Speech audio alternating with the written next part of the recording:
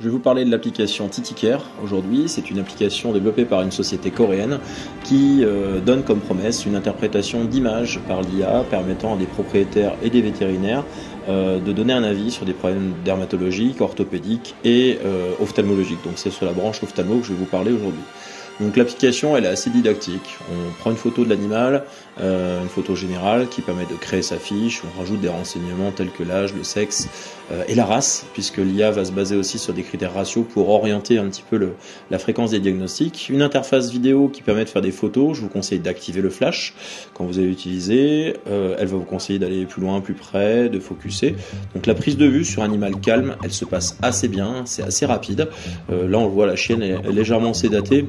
Elle vient pour un ulcère superficiel à gauche, donc avec un petit épiphorat, etc.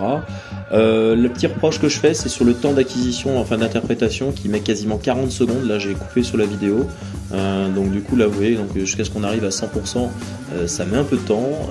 Ensuite, ça nous fait une petite synthèse comme ça, qui va nous dire, voilà, tiens, on a un ectropion à droite, ce qui n'est pas le cas, puisqu'en fait, j'ai juste tiré un peu la paupière inférieure, donc c'est assez sensible par rapport à ça. Cherry eye, donc ça, c'est la glande nictitante luxée, donc fréquente chez le bulldog, mais là il dit qu'il y a 4% de chance à droite et 7% à gauche, donc d'avoir ça.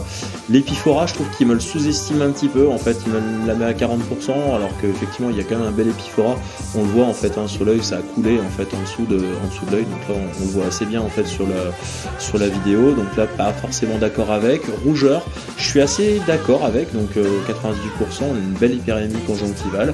L'opacité, ça c'est l'œdème, là très bien, puisqu'en fait les deux yeux sont œdémateux. En fait ce chien est venu pour un ulcère œil gauche, il avait un ulcère bilatéral.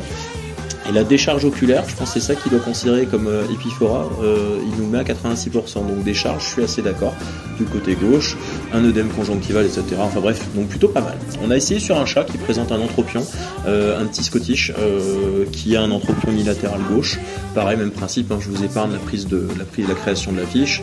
Là on fait la première photo, il nous invite à prendre le deuxième œil automatiquement, clac. On voit bien en fait, je vous laisse apprécier sur l'écran l'image de l'anthropion, les sérosités, etc. Là il y a un peu plus de mal à reconnaître les structures. Là ça progresse, donc 40 secondes, donc en fait souvent ça va jusqu'à 90% comme vous voulez là, vous voyez là, et puis après le 100% met bien 30 secondes à arriver. Une fois qu'on a fait ça, on va regarder le petit rapport qu'il nous propose. Alors il nous parle de nécrose cornéenne, donc de séquestre, donc là il n'y en a pas, donc bon diagnostic. Cicatrice cornéenne, effectivement oui, il y a une kératite sur ce chat, donc 68%, plutôt bon. Œil rouge, donc le gauche est effectivement rouge, donc kémosis.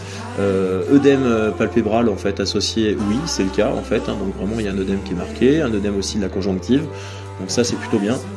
Et puis une décharge oculaire, alors je sais pas pourquoi est-ce qu'il l'a typé en fait à 57% à droite, pas forcément ultra précis, mais je dirais par contre là l'intérêt, on voit qu'il ne propose pas du tout anthropion comme motif, alors que dans la race c'est assez connu. Donc moi je dirais en synthèse c'est un bon système, c'est assez intéressant, assez sympa, par contre ça mérite encore un peu de travail de précision. Voilà.